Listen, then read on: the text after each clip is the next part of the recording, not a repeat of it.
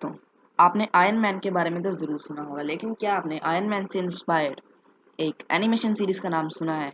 सुना ही होगा, हालाँकि मेरे को पता है, मैं बात बना रहा हूँ आयरन मैन आर्मर्ड एडवेंचर्स जिसका नाम है। जी हाँ दोस्तों, आयरन मैन आर्मर्ड एडवेंचर्स वही एक अमेरिकन एनिमेशन है जो कि आजकल मार्वल एचक्यू पर बहुत ही ज़्यादा आती है।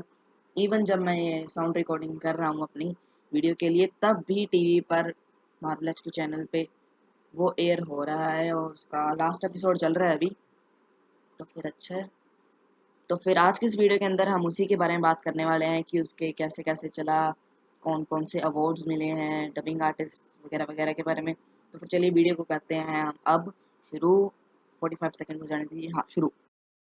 आर्मर्ड एडवेंचर्स एक 3D एनिमेटेड शो है जो कि 2009 के अंदर सबसे पहले एयर हुआ। 24 अप्रैल 2009 को यूएसए के अंदर निकटून्स नाम के एक चैनल पर एयर हुआ था, और टेलीटून नाम के एक चैनल के ऊपर वो कनाडा के अंदर एयर हुआ था सबसे पहले।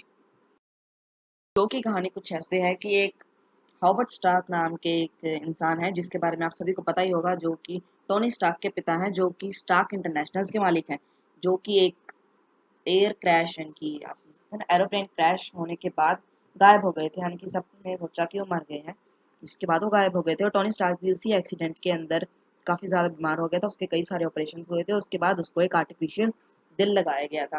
वेल, एक बात सुनो, जैसे अगर हम दूसरी कहानियां सुनते हैं तो फिर उसके अंदर टोनी स्टार्क के पेरेंट्स को एक कार एक्सीडेंट में मरता हुआ दिखाया गया, लेकिन इसके अंदर एक एयर क्रैश के अंदर मरता हुआ दिखाया गया। अलग बात है ना। सारी कहानी बेसिकली इसी बात पे बेस्ड है कि उसके डैड के मरने के बाद टोनी जो है वो जब तक 18 साल का नहीं हो जाता तब तक वो अपनी स्टार्क इंटरनेशनल नाम की एक कंपनी को वापस नहीं ले सकता है, जिसके पहले मालिक उसके डैड थे। और इसके पीछे मेन कारण यही है कि जो उसकी कंपनी थी वो 18 साल का तो होना जरूरी है उसका मालिक बनने के लिए, लेकिन जो उसकी कंपनी है वो ओबरडाया स्टेन नाम के एक आदमी के हाथ में चली जाती है, जो कि पहले हथियार बनाना चाहता था उस कंपनी के अंदर। और पहले भी काफ़ी ऊंचे रैंक में था, यानी कि आप समझ सकते हैं कंपनी के अंदर कई सारे पोस्ट होती हैं, सेक्शन हेड वगैरह वगैरह। तो फिर उसकी जो पोस्ट थी वो काफ़ी हाई थी, जिसकी वजह से उसको टेम्परेरीली मालिक बना दिया गया था 2 साल के लिए, जब तक टोनी स्टार्क 18 साल का नहीं हो जाता। तो फिर ये कहानी उसी पे बेस्ड है कि टोनी स्टार्क कैसे अपनी कंपनी को वापस लेता है ओबरडाया स्टेन के हाथों में से। शो के अंदर कुल 2 सीजन्स हैं और दोनों ही सीजन्स के अंदर 26-26 एपिसोड्स हैं। और इसके राइटर का नाम है ब्रेंडन ओमन और क्रिएटर का नाम है स्टैन ली। ये देख लीजिए, ये मैन ऑफ एक्शन के द्वारा नहीं लिखी गई है, ये ब्रेंडन ओमन के द्वारा लिखी गई है। मैं आपको पहले ही बता दिया, ये कहानी टोनी स्टार्क नाम के एक 16 साल के लड़के के इर्द गिर्द घूमती है, जो कि बाद में एक आयरन मैन बन जाता है। वैसे उसके आयरन मैन बनने का मेन कारण यही होता है कि वो ओबरडाया आइंस्टाइन के ऊपर निगरानी रखना चाहता है कि कहीं वो स्टार्क इंटरनेशनल जो उनकी कंपनी है टोनी स्टार्क के डैड की, जो कि बाद में उसकी हो जाएगी, वो उसके साथ कुछ गलत काम तो नहीं कर रहा है, क्योंकि ओबरडाया आइंस्टाइन मन ही मन कंपनी को हथियाना भी चाहता था। इस कहानी के अंदर कई सारे मेन कैरेक्टर्स हैं, जैसे कि सबसे मेन कैरेक्टर तो टोनी स्टार्क है, उसके बारे में मैंने आपको बता ही दिया है। दूसरा मेन कैरेक्टर है जेम्स रोड्स।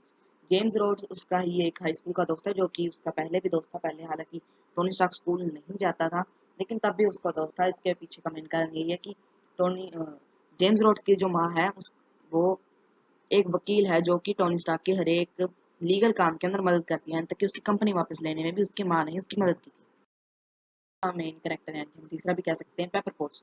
पेपर पोट्स एक लड़की है जो कि टोनी स्टार्क के स्कूल में पढ़ती है। उसको भी ये पता है कि टोनी स्टार्क आयरन मैन है, नो डाउट उसको पता ही होगा। वो बड़े होकर एक शील्ड के अंदर एजेंट बनना चाहती है। वेल, उसके डैड एक एफबीआई एजेंट है, और जब भी टोनी को किसी भी एजेंट का सॉरी माफ कीजिएगा, किसी भी लगा लीजिए आप चोर डकैत या फिर कोई भी गलत काम करने वाले का जो है बैकवर्ड यानी कि बैकग्राउंड जो है पता करना होता है, तो फिर पेपर पोट्स ही उसकी इस बारे में मदद करती है, क्योंकि वो बोल लेती है सारा कुछ।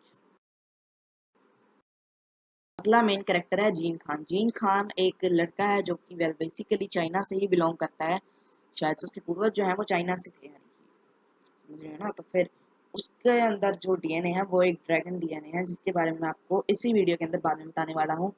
तो फिर वो एक सिंपल सा लड़का जो कि ऐसा शो करता है कि वो टोनी का दोस्त है, हालांकि बाद में आस्तीन का सांप निकलता है। तो करेक्टर्स मेन यही थे, बाकी और भी इस शो के अंदर कई सारे करेक्टर्स हैं, लेकिन वो इतने मेन नहीं है। तो फिर चलिए अब हम बात करते हैं इस शो के अंदर जो कि मैं कह रहा हूँ अब आपको बता देता हूँ। अगर आपको ये नहीं पता तो फिर आपको ज़्यादातर चीज़ें जो है वो समझ में नहीं आएंगी। देखिए, जब टोनी स्टार्क के डैड की मौत हो जाती है तब फिर टोनी स्टार्क जो है वो स्टेन के ऊपर नज़र तो रखता ही है, और साथ ही में आयरन मैन का आपको काम तो पता ही है, बुरे लोगों के खिलाफ जो है गतिविधियां करना, काम करना, समझ रहे हो ना। तो फिर उसके बाद उसके अलावा एक और काम भी करता है टोनी स्टार्क, जो कि है मार्क रिंग्स को फाइंड आउट करना। असल में कई लाखों साल पहले, जो कि शो के अंदर टाइम है, उससे कई लाखों साल पहले एक प्लेनेट था जिसका नाम था माकलुआ, और उस माकलुआ प्लेनेट के ऊपर एक सिविलाइजेशन रहती थी जो कि थी माकलुआन सिविलाइजेशन। और उन्होंने एक कौन सा स्पेस का पहला तारा था, स्टार था, उसकी मदद से उन्होंने 10 रिंग्स बनाई थी जिससे कि वो काफ़ी ज़्यादा ताकतवर हो गए थे। और उनका जो सा राजा था माकलुआन, वो उन रिंग्स के इस्तेमाल से अलग अलग प्लैनेट्स पे जाते थे, वहाँ की सिविलाइजेशंस को या तो ख़त्म कर लेते थे या फिर कब्जा कर लेते थे, यानी कि समझिए आप, यानी कि राजी माकलूमान एक प्लेनेट पर जाएगा और वो कहेगा कि हमारे अधीन हो जाओ। अगर वो मान लेते हैं उनसे डर के भी हम चलो हम तुम्हारे अंडर हैं, तो ठीक है, नहीं तो वो उसके प्लेनेट को तबाह कर देते थे। कुछ ऐसे ही वो ऐसे ऐसे करते जा रहे थे। और ये माकलुआन के बेटे को सही नहीं लगा। माकलुआन के बेटे का सही नाम क्या है ये किसी को नहीं पता है। तो फिर जैसे उसके माकलुआन के बेटे को सही नहीं लगा ये सब कुछ, तो फिर जिस दिन माकलुआन सिविलाइजेशन ने और माकलुआन ने पूरे ब्रह्मांड के आधे, यानी आधे ब्रह्मांड पर कब्जा कर लिया था एक तरह से, तब वो एक जश्न मना रहे थे। और जश्न के अंदर जब माकलुआन एक पार्टी कर रहा, उसी वक्त उसके बेटे ने उसकी जो सी 10 रिंग्स थी वो चोरी कर ली और स्पेस के अंदर कहीं और चला गया, ताकि वो किसी ऐसी सिविलाइजेशन को सौंप सके जहाँ पर उसका अच्छा इस्तेमाल हो सके। और माकलुआन भी उसके पीछे पीछे पड़ गया। लेकिन जैसे तैसे माकलुआन के बेटे ने धरती पर पहुंचने का जो है अरेंज किया, और वहां पर आकर उसको एक राजा मिला जो कि अपने प्लेनेट का बहुत ही ज्यादा ध्यान रखता था, अपने प्लेनेट के लोगों में, यानी कि जो कि चाइना में रहता, जो कि था जीन खान का पूर्वज। और उसने उसको 10 रिंग्स दे दी, और 10 रिंग्स पाने के बाद उसको एक नाम दिया गया जो कि था मैंडरिन। वेल, उसने कई सारे अच्छे अच्छे काम किए उन 10 रिंग्स के साथ। लेकिन बाद में उसको ये पता चला कि उसकी जो सी आगे की पीढ़ियां थी, यानी कि आप समझ रहे हो ना, एंसेस्ट्रल प्रॉपर्टी के तौर पर वो अपने बच्चों को आगे नहीं देना चाहता था ये रिंग्स, क्योंकि उसकी जो से आगे संतानें थी वो उसका गलत इस्तेमाल करना चाहती थी और ना ही वो इसके काबिल थी रिंग लेने के। इसीलिए उसने एक फैसला किया कि उसने 10 में से 9 रिंग्स को दुनिया के अलग अलग कोनों के अंदर अलग अलग टेम्पल्स में छुपा दिया, और अगर किसी को वो रिंग्स चाहिए तो फिर उसे एक परीक्षा पार करनी पड़ती है, और जो उस परीक्षा को पार कर लेता है वो उस रिंग को पा लेता है। तो फिर ऐसे 9 रिंग्स को पाना था, और जो सी 10वीं रिंग थी वो उसने माकलुआन के बेटे को ही सौंप दी। और माकलुआन का बेटा भी एक टेम्पल के अंदर कैद होकर सो गया था कई सालों के लिए। और जो सा जीन खान है उसका मेन रोल यही है इस कहानी के अंदर कि जीन खान जो है वो इस कहानी के अंदर ज्यादातर वक्त रिंग्स को ही ढूंढने में लगा रहता है, क्योंकि उसके अंदर डीएनए है उसका, क्या आप समझ सकते हो, पूर्वज की जो है प्रॉपर्टी वो ढूंढने की कोशिश करता है एक तरह से। लेकिन एक फन फैक्ट सुनो, जब जीन खान को 10वीं रिंग मिल गई थी उसके बाद जो उनसे माकलुआन का बेटा था उसने ये बताया कि पेपर पॉट्स सबसे ज्यादा काबिल है इस धरती के ऊपर रिंग को हासिल करने के लिए। और अगर आपको विश्वास नहीं होता तो फिर आप एपिसोड नंबर 24 देख सकते हैं, उसके अंदर आपको देखने को मिल जाएगा सीन।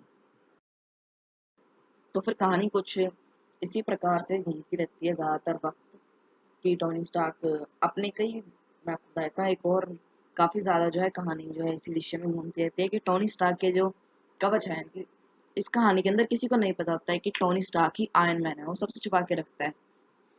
लेकिन घोस्ट को ये जब पता चल जाता है कि वो आयरन मैन है, तो फिर इससे भी कहानी काफ़ी ज़्यादा आगे बढ़ती जाती है और घूमती रहती है कहानी। तो फिर ये भी एक मेन बात है इस कहानी की। तो इसकी हिंदी डबिंग आर्टिस्ट के बारे में कोई इन्फॉर्मेशन नहीं मिली है मुझे, मैं काफ़ी ज़्यादा भटकता रहा विकीपीडिया पर भी और भी कई सारी वेबसाइट्स पर, यूट्यूब पर भी मैंने काफ़ी ज़्यादा ढूंढने की कोशिश करी, लेकिन मुझे कोई भी हिंदी डबर के बारे में इन्फॉर्मेशन नहीं मिली है। लेकिन अगर आप इंग्लिश डबर्स के बारे में जानकारी लेना चाहते हैं तो फिर आपको विकीपीडिया से भी मिल जाएगी और भी कई सारी वेबसाइट्स पर इसके बारे में जो है जानकारी अवेलेबल है।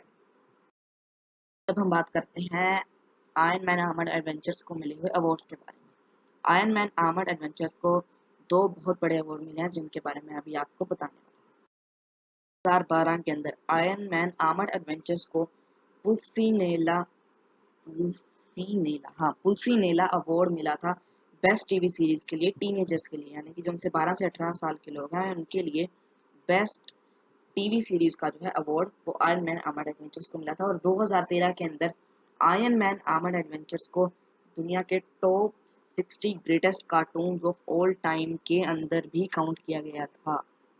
आप सोच सकते हैं कि कितना बड़ा ऑनर होगा एक राइटर के लिए एक्चुअली, कि उसकी बनाई हुई कहानी से जो एनिमेशन सीरीज बनी है उसको टॉप 60 के अंदर गिना जा रहा है, वो भी वर्ल्ड के ऑल टाइम के। ये भी नहीं है पिछले 10 सालों के, ऑल टाइम के, जब तक जितने भी बने हैं शोज कार्टून वाले।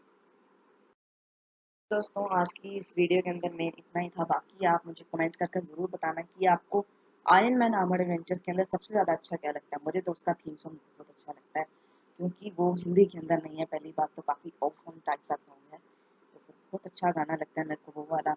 मेरे को तो मेन चीज़ यही लगती है। बाकी आप प्लीज़ कमेंट कीजिए, और अगर आपको वीडियो ये काफ़ी आपके अगर काम की लगी हो, थोड़ी बहुत भी काम की लगी हो, तो फिर इस वीडियो को लाइक कर दीजिएगा और चैनल को सब्सक्राइब कर दीजिए, क्योंकि आपको ऐसी ही वीडियोस कई और मिलेंगी।